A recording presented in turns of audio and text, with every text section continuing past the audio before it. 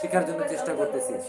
হ্যাঁ, আমি কিন্তু আলেম না ভাই, আমি মাদ্রাসায় পড়াশোনা করিনি। সেদিন রাস্তা থেকে আসতেছি, অনেক বড় একজন আলেম হুজুর, ওনাকে আমি চিনি।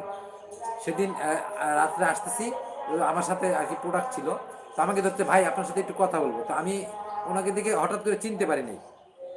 পরে আমি বলতেছি, ভাই আমি এখন কথা বলতে পারলাম কি না কি, আবার সাথে টাকা টাকা ছিল, আমি চলে আসছি।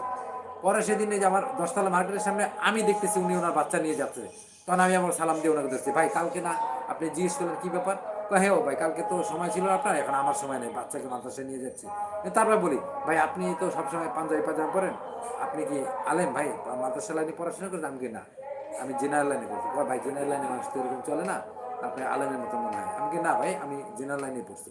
তো হ্যাঁ পড়বো, তো ভর্তি হবো ইনশাল্লাহ, দেখি ভর্তি হওয়ার একটা চিন্তা আছে, মাদ্রাসায় ভর্তি হয়ে যাব। তো দোয়া করো আমার জন্য, কোরআনটা ভালো মতো শিখবো, আর অনেক দোয়া কালাম এগুলি শিখতে চাইতেছি। তোমরা আমাদের